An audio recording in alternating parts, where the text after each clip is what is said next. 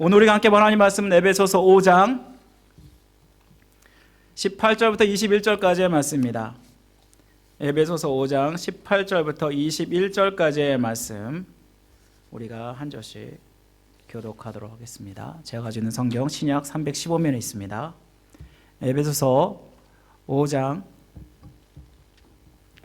18절부터 21절까지의 말씀입니다. 우리 다 같이 읽겠습니다. 다 같이 시작. 술 취하지 말라. 이는 방탕한 것이니 오직 성령으로 충만함을 받으라.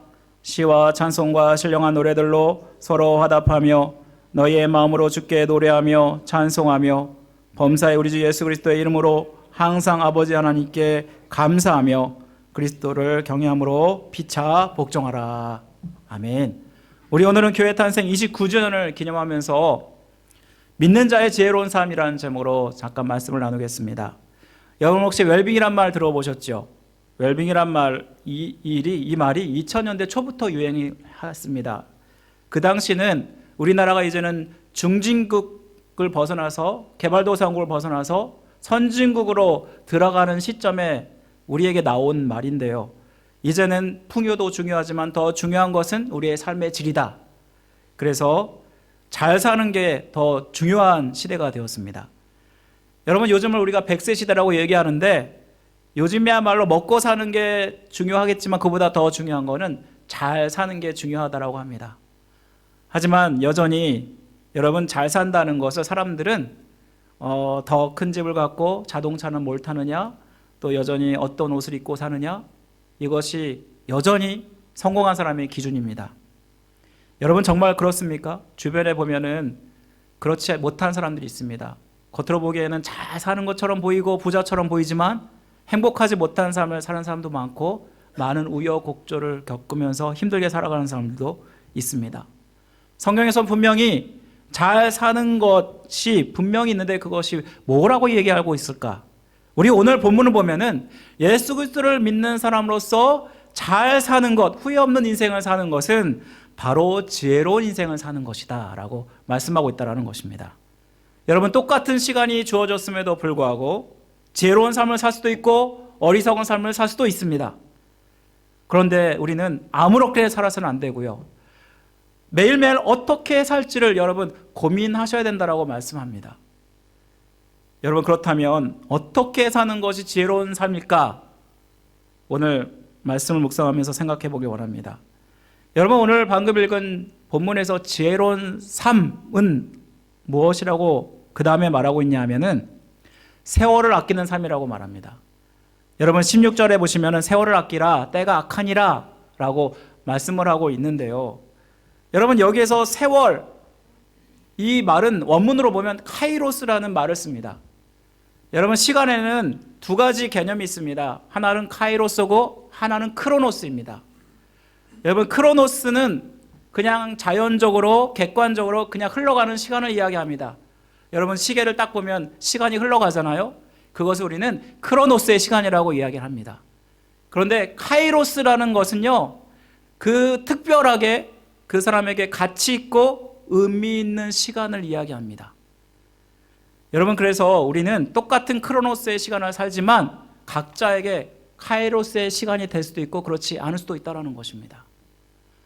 여러분 우리가 예수 그리스도를 믿는 거듭난 인생이 되었습니다.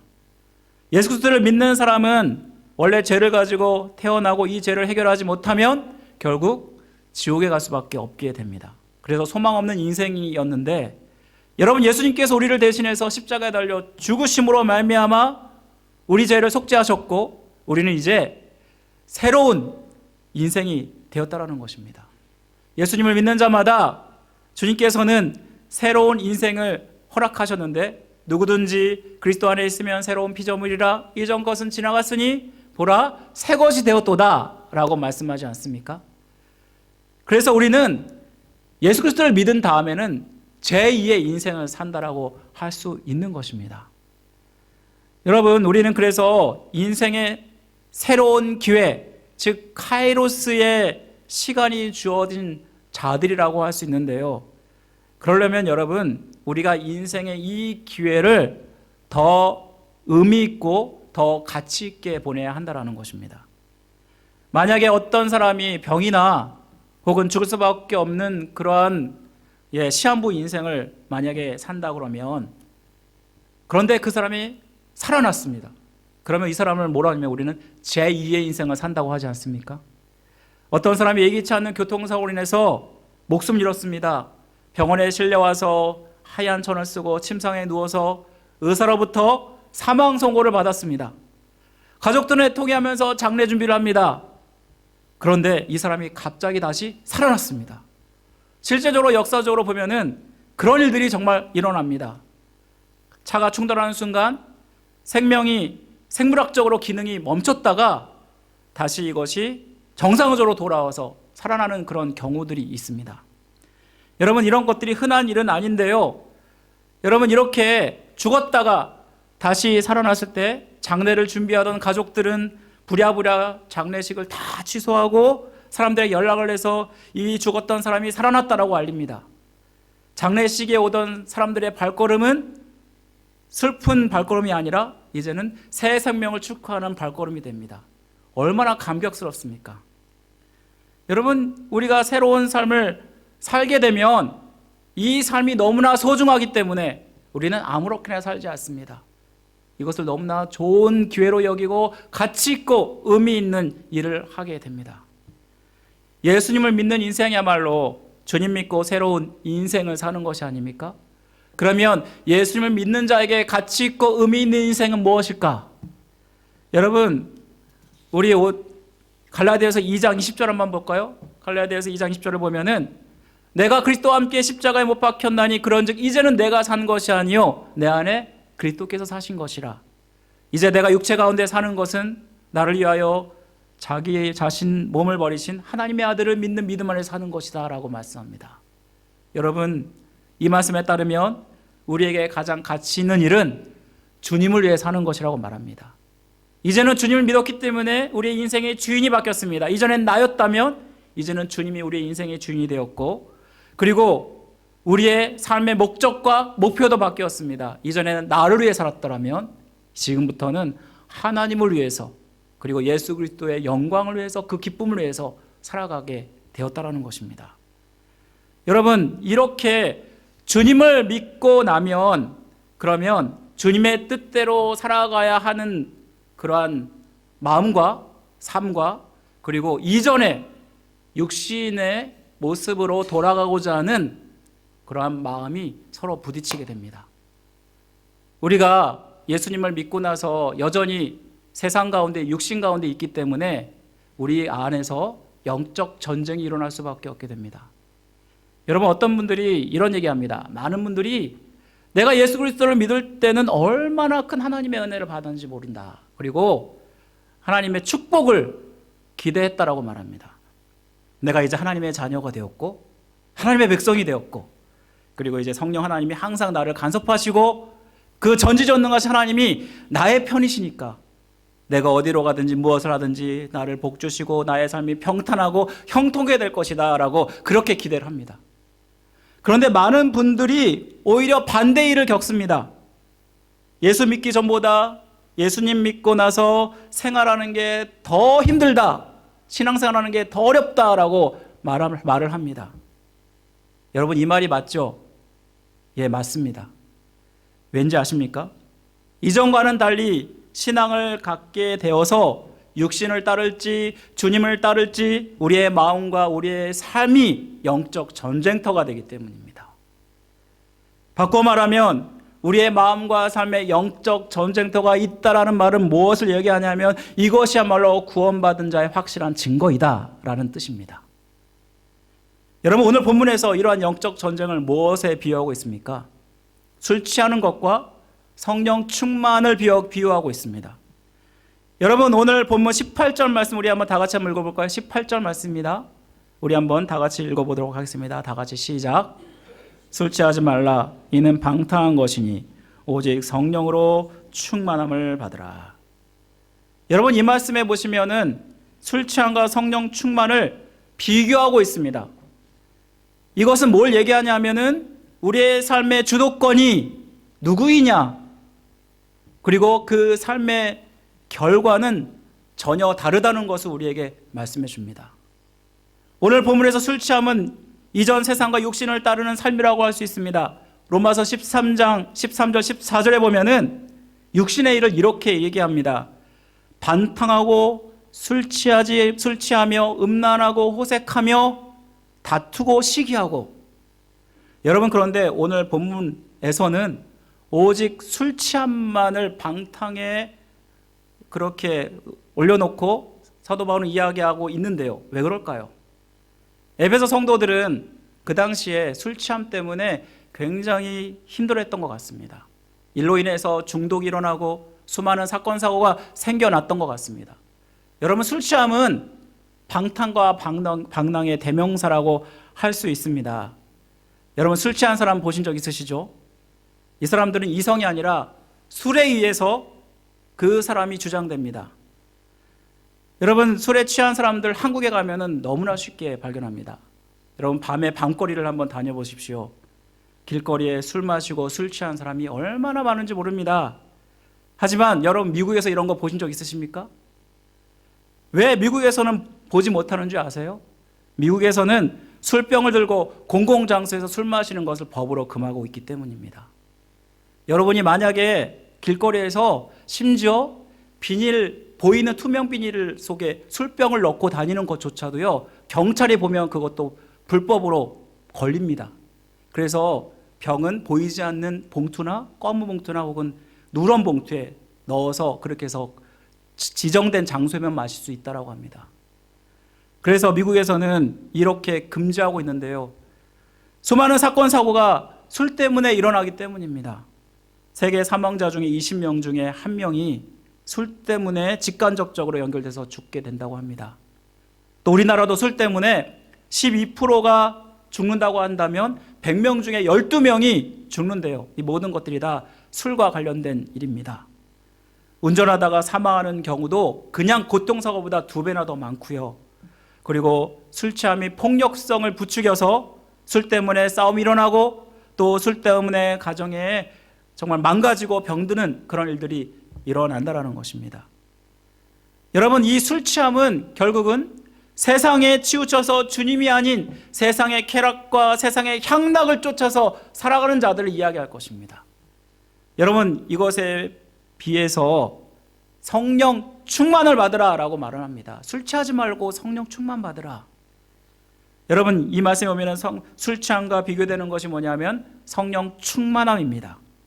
성령 충만이 무엇입니까? 예수님이 승천하신 후에 주님께서 함께 하셨던 그 성령 하나님이 우리에게 임하지 않으셨습니까? 그분은 보혜사 성령 하나님이십니다. 우리를 도와주시는 분이십니다. 우리가 예수 그리스도를 믿는 순간 성령님께서 우리 가운데 오셔서 우리를 믿게 하시는 분이 성령님이시고, 또 우리 안에 영원히 거하시면서 하나님의 뜻대로 하나님께서 원하시는 그런 모습으로 살아가게 우리를 도와주신 분이 성령 하나님이십니다. 여러분, 사도 바울이 왜 성령 하나님을 술 취함과 비교했을까? 사도행전에 보면 120명의 사도들이 성령 충만을 받고 방언을 하지 않습니까? 그때 믿지 않는 사람들이 이 모습을 보고 왜 술 취해서 주정하는 것처럼 보였던 것 같습니다. 그래서 이들이 어떻게 낮에 그렇게 술 취해서 방탕하느냐, 그렇게 비판하는 일들이 나오지 않습니까? 여러분, 하지만 술 취함과 성령 충만은 완전히 대조되는 일입니다. 그것은 그 결과를 보면 합니다. 성령 충만하면 누가 주도하시냐면 성령께서 우리의 삶을 주도하십니다. 하나님을 기쁘시게 하는 삶을 살아가게 되는데, 여러분, 구원받는 성도들은 술에 취한 사람이 아니라 성령 충만으로 성령에 취해서 사는 사람이어야 한다는 것입니다. 여러분, 성령 충만이 무엇입니까? 내 안에 보내주신 그 성령 하나님이 충만하게 역사하셔서 감동이 우리 삶 가운데 있고 그분의 다스림을 받아서 우리가 살아가는 모습을 이야기합니다. 여러분, 성령 충만의 결과는 무엇인지 아십니까? 이것이야말로 술 취함과 대조되는 모습입니다. 바로 어떤 일을 하게 되냐면 예배하는 공동체를 세워간다는 것입니다. 저는 이 말씀을 새벽 기도 때 묵상하면서 와, 성령 충만한 사람이야말로 예배 공동체를 소중히 여기는 사람이구나 라는 것을 깨달았습니다. 우리 오늘 19절 말씀 보실까요? 19절 말씀 보시면 시와 찬송과 신령한 노래들로 서로 화답하며 너의 마음으로 주께 노래하며 찬송하며 라고 말씀합니다. 이 말씀에 보면은 우리가 하나님을 마음을 다해서 하나님을 찬양할 것을 이야기하고 있는데, 여러분 이 말씀에 우리가 사탄의 권세에서 이젠 주님의 중보사역으로 인해서 주님을 믿는 하나님의 자녀가 되었습니다. 여러분 이것이 무엇을 얘기하냐면 사탄의 권세에서 죄의 권세에 있다가 이제는 주님을 통해서 하나님의 백성, 하나님의 자녀가 되었다라는 것입니다. 이전에는 나의 욕망과 또 나의 어떠한 탐욕을 위해서 사는 자였더라면 이제는 주님이 분명하게 나의 주인임을 알고 주님을 위해서 살아간다라는 것입니다. 여러분 하나님과 우리의 관계가 회복되면 우리 안에 뭐가 생겨나냐면 하나님을 찬양하는 모습이 회복될 수밖에 없다라는 것입니다. 여러분 그것도 그냥 하는 것이 아니라 서로 화답하고 너의 마음으로 주께 노래하며 찬송하라라고 말씀하고 있습니다. 특별히 함께 모인 공예배 가운데서 우리가 온 마음을 다해서 주께 노래하고 주께 찬양하라고 권면합니다. 여러분 이 모습이 어떤 모습일까요? 여러분 우리가 오늘도 하나님을 찬양했습니다. 여러분 하나님을 찬양할 때 어떻게 우리는 찬양을 해야 될까요? 그냥 입술만 벌리고 소리만 내서 찬양하는 것이 아니라 우리가 진정으로 성령 충만해서 찬양을 한다면 우리는 이 찬양의 가사를 생각하면서 우리가 하나님께 그 은혜 가운데 찬양을 드리는 모습을 이야기하는 것입니다. 여러분 찬양은 곡조 있는 기도라고 이야기하지 않습니까? 우리가 기도를 드리는데 중언부언하지 말라고 말하지 않습니까? 우리가 어떤 생각도 없이 그냥 입술만 벌려서 찬양하는 것이 아니라 이 가사에 담긴 그 의미를 생각하면서 우리가 그렇게 하나님의 은혜를 전심으로 감사하고 찬양할 때에 이것이야말로 하나님께서 기뻐하시는 성령 충만한 자의 모습이고 또한 성령 충만을 받는 비결이다라고 말씀하고 있는 것입니다. 두 번째로 보면 20절에 보니까 범사에 우리 주 예수 그리스도의 이름으로 항상 하나님께 감사하라 라고 말씀합니다. 여러분 이 말씀에 보면 성령 충만한 사람은 또 하나님께 뭐 한다고요? 감사하게 됩니다. 여기서 감사의 대상은 하나님 아버지이고 하나님 아버지가 예수 그리스도 독생자를 우리에게 보내셔서 우리를 자녀 삼아주시고 하나님의 구속의 은혜를 주셨습니다. 여러분 이것이 너무나 감사해서 우리는 하나님께 감사하는 삶을 살 수밖에 없게 됩니다. 여러분 감사야말로 우리가 반드시 해야 되는 일인데요. 심지어 성경은 범사에 감사하라 라고 말을 합니다. 여러분 이 말은 뭐냐면 우리가 감사하되 항상 감사하는 삶을 살아야 된다라고 말씀하고 있는 것입니다. 여러분 여러분이 감사한다 그러면 어떻게 감사를 하십니까? 특별히 예배에 나와서 우리가 감사를 하게 되는데요. 우리 특별히 다음 주는 추수감사주일로 지키게 됩니다. 그럼 여러분들이 하나님께 감사할 때 어떻게 감사하고 있습니까? 사실 우리의 몸과 마음을 드릴 뿐만 아니라 우리의 예물을 하나님께 올려드리는 모습이 우리 가운데 있어야 됩니다. 여러분 하나님의 은혜에 너무나 감사하면 그 감사하는 것이 너무나 크다면 우리는 그 상대방에 대해서 하나님에 대해서 우리가 감사의 예물을 드릴 수밖에 없습니다. 저도 누군가한테 너무나 큰 빚을 지었을 때 그 사람이 베푼 그 은혜가 너무나 감사할 때 어떻게 할까요? 더 찾아가서 모래도 드리고 싶고 너무나 감사합니다. 우리를 표현하지 않습니까? 마찬가지로 우리가 하나님을 진정으로 감사한다면 우리가 예물을 드리고 또한 우리의 마음을 드리고 우리의 모든 것을 하나님께 드리면서 감사하는 모습이 된다라는 것입니다. 사랑하는 성도 여러분, 저는 여러분 안에 감사가 회복되기를 원합니다. 세 번째로 마지막 21절에 보니까 그리스도를 경외함으로 피차 복종하라 라고 말씀을 합니다. 여러분 여기 보시면 그리스도를 경외하는 자는 누구입니까? 성도들을 이야기하는 것입니다. 하나님을 구세주요 하나님으로 섬기는 자들 이야기합니다.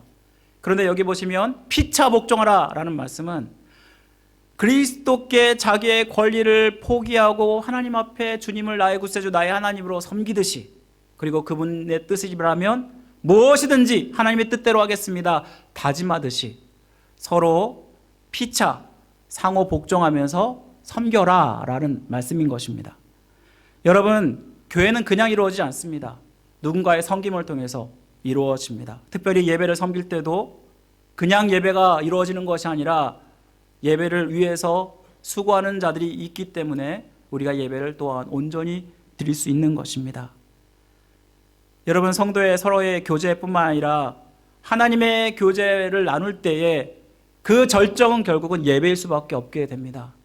그래서 이 예배를 통해서 우리는 서로의 섬김을 확인하게 되고, 그리고 또한 주님의 예배 공동체인 교회를 온전히 세워가는 일들을 감당하게 됩니다.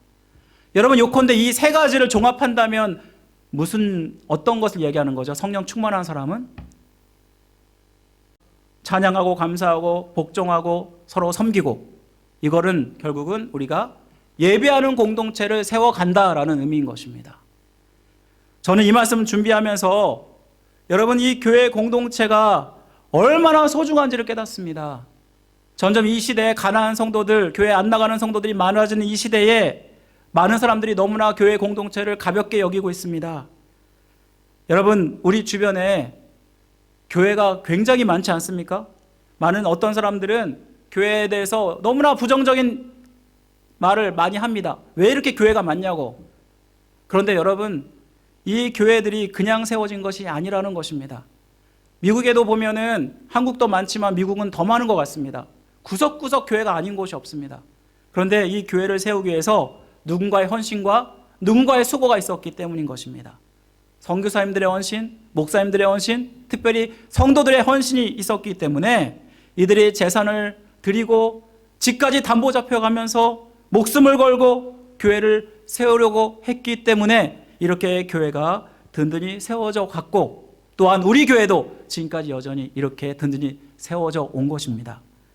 여러분, 신앙의 선조들 성령 충만하니까 하나님이 가장 기뻐하신 일이 바로 교회를 세우는 것이구나, 하나님의 몸된 교회를 세우는 것이구나 라고 생각하면서 그렇게 하나님께 드린 인생을 살았습니다. 저는 오늘 교회 탄생 29주년을 맞아서 여러분이 창립이라는 말, 설립이라는 말보다는 탄생이란 말을 쓰면 더 좋겠습니다. 여러분, 왜냐하면요, 창립이나 설립은 어떤 기관이나 단체가 세워지는 것을 이야기합니다. 하지만 교회는 생명이 태어나는 것입니다. 사실 교회는 건물도 아니고 회사도 아니고 이익집단이 아닙니다. 교회는 믿는 사람 한 사람 한 사람이 교회가 되고 그 사람들이 모인 공동체가 교회가 되기 때문입니다. 그래서 그리스도의 몸을 이루고 그리고 그리스도의 머리가 되신 그 몸의 지체가 되는 것이 우리 성도들이기 때문에 교회는 생명체라고 할 수 있기 때문입니다. 여러분, 교회를 잘 세워가신 것 얼마나 큰 하나님의 은혜고, 또한 이것이야말로 성령 충만한 사람이 해야 될 일이라는 것을 깨닫습니다. 여러분, 오늘 우리가 29주년을 맞아서 여러분 지금까지 너무나 많이 수고해 오셨고 애써 오셨습니다.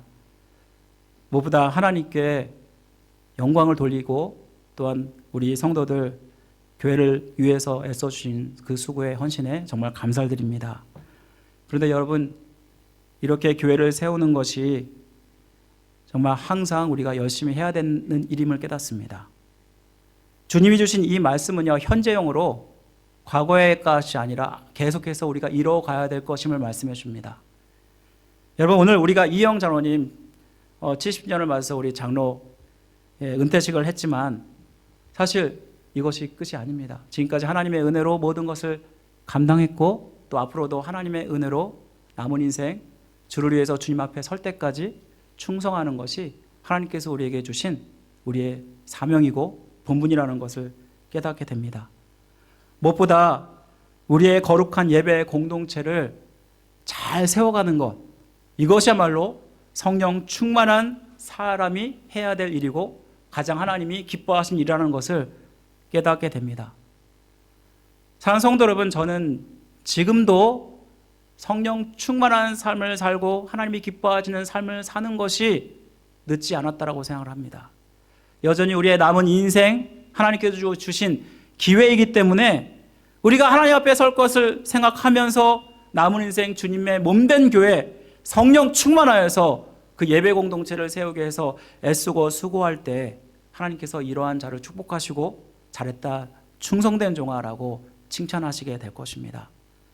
사랑하는 성도 여러분, 우리가 하나님 보시기에 정말 이러한 칭찬을 받으시기를 주님의 이름으로 간절히 축원드립니다. 우리 함께 다 같이 기도하겠습니다. 사랑과 은혜 받으신 하나님 아버지 감사를 드립니다.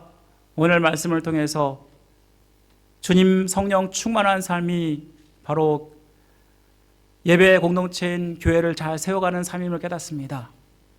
그렇게 신앙의 선조들이 수고하고 애썼던 것이 아버지 하나님 이것이 하나님께서 기뻐하신 일이었다는 것을 깨닫습니다.